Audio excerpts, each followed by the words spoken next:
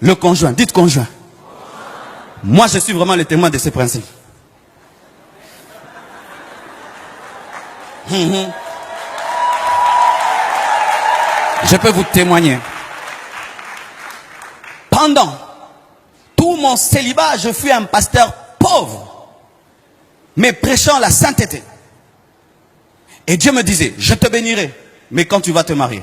Alors je pensais, je présumais que j'épouserais la fille d'un ministre ou j'épouserais une riche héritière. Et le jour que j'ai vu ma femme, et vous savez comment je l'ai épousée?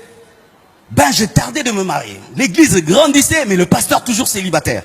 Et tu sais, quand tu es célibataire, pasteur, des visions et des archivisions. Les sœurs entrent même dans le bureau. Dieu m'a dit, tu vas m'épouser. J'ai dit, oh, ma sœur, Dieu m'a rien dit. Tu es en train de résister. Les gens m'arrachaient dans les prières. Ils me coupaient dans les prières. Tout le temps des cadeaux. Ah, les cadeaux, ils ont diminué. Hein. Blanche, tu as diminué les cadeaux. Alléluia. Et alors j'ai prié Dieu, j'ai prié. C'était dur. C'est parmi les périodes les plus difficiles de ma vie.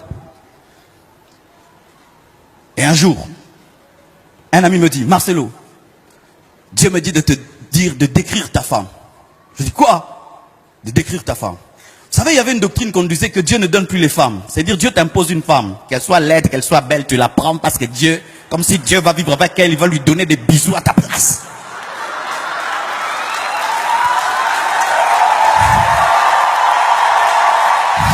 Ne vous mariez jamais par prophétie. Ce n'est pas le prophète qui va vivre avec cette femme. Mariez-vous par amour. Même s'il y a la vision, la prophétie, tu dois l'aimer. Tu dois l'aimer. Vous voyez quand je la vois là, donc je sens.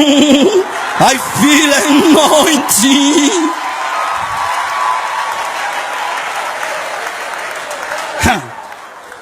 Alors, j'ai prié.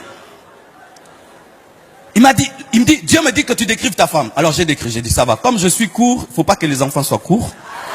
Que Dieu me donne une femme qui soit grande. Comme ça, les enfants profitent même de sa longueur. Que Dieu me donne une femme comme ça. J'ai décrit. Mais c'était une femme que j'avais jamais vue. Le lendemain, je vais au bureau en train de recevoir. Pendant que je reçois. En ce temps-là, mon bureau, il était bizarre. Il n'y avait qu'une porte de sortie, pas de fenêtre. Tout le monde était devant. Ah, nous venons de loin, bien-aimé. C'est trop loin.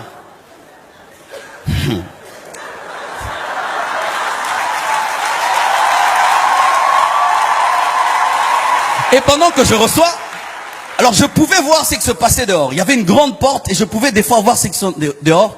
Alors j'ai vu une longue jambe,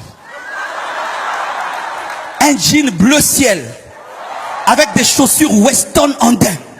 Donc, pour qu'une femme puisse avoir une telle concordance, tu dois avoir un peu de classe. Alors je recevais, mais je voyais toujours les Weston là, mais je ne vois pas le corps. Alors je reçois 1 heure, 2 heures. Normalement, il fallait qu'elle entre. J'ai dit non. Alors il y avait des sœurs à l'église qui jouaient au numéro 5. Quand il remarquait seulement une sœur intéressante, il la chassait. Comme un ballon. Alors j'ai appelé la secrétaire, j'ai pris autorité. J'ai dit, ma sœur, des fois il faut prendre autorité. Hein, il faut prendre autorité. Quand tu sens que c'est en train... Tu es en train de prendre autorité. Ah, qu'est-ce qu'il y a? Alors j'ai dit, ma sœur, il y a une sœur là qui est dehors. Pourquoi elle n'entre pas? Oh non, il y a longtemps qu'elle a duré. Vous la faites entrer. Quand elle entre, j'étais en train de se dire, mais c'est elle. C'est comme madame, voici cette fois-ci l'os de mes os, la chair de ma chair. Je dis, mais c'est la fille que j'ai décrite. Alors qu'elle s'assied là, elle parlait moi. Mais c'est elle. Alors elle me parlait. Dieu l'envoie. Elle dit, Dieu m'a dit de venir te voir. Enfin que je lui donne ma vie. Et que je lui donne toute ma vie et que tu m'encadres. Quel encadrement! Quel encadrement! Moi-même, j'ai fait la cure d'âme. Moi-même, délivrance. Moi-même, je l'ai baptisé. Moi-même! Donc, elle était vraiment dans... privat. Et depuis que je l'ai épousée, voyez vous-même. La prophétie s'est accomplie. Mon frère, tu es fiancé à qui? Tu es fiancé à qui? Toi qui veux te marier, tu es fiancé à qui? Les chrétiens n'épousent pas des païens. Les chrétiens n'épousent pas des païens. Lorsque tu veux épouser un païen, c'est comme un homme qui veut épouser un animal. Parce que la Bible dit que ce sont des hommes animaux. Est-ce que tu peux épouser un cochon? Est-ce que tu peux vivre avec un chien? Est-ce que tu peux vivre avec un serpent? Est-ce que tu peux vivre avec un lion? Bien aimé, ne prenez pas à la légère le mariage. Je vous dis, ne prenez pas à la légère le mariage. Ne prenez pas à la légère le mariage. Vous voyez comment je prêche là? Elle ne m'a pas énervé, elle me donne la paix, elle me donne la joie, elle m'encourage, donc elle me distrait pas. Mais imagine, tu vas aller prêcher. Tu vas encore dire quoi là-bas? Derrière la chemise là ne te va pas. Mais toi, il sait que tu as dit hier. Mais vraiment, tu vas arriver là. Femmes, soyez soumises à vos maris, hein? Mais tu es en train de prêcher ta femme et à toute l'église. Si tu es fiancé et tu sens que tu as fait un mauvais choix, arrête-toi. Vaut mieux briser les fiançailles que divorcer. Vaut mieux briser les fiançailles que divorcer. Arrête-toi. Le problème, c'est que lorsque vous êtes très amoureux, vous n'entendez plus. Mais vous devenez maintenant des philosophes dans les mariages. Mais il est écrit que personne ne sépare ce que Dieu a uni. Mais Dieu ne nous avait pas unis, donc Dieu peut nous séparer, car il est écrit que...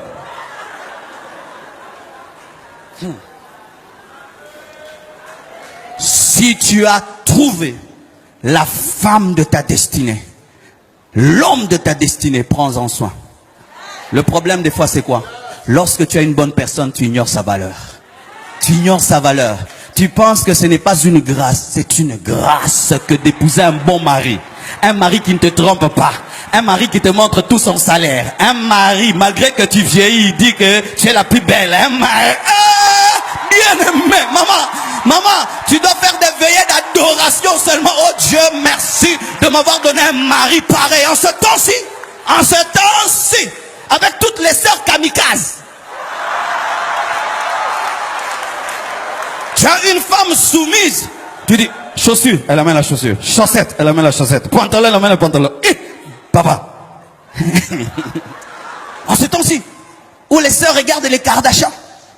Elle dit, mais non, je suis fatigué, mais tu peux pas l'amener toute seule. Mais dis donc, mais tu m'as épousé pour être ton esclave. L'émancipation de la femme, l'égalité, la parité.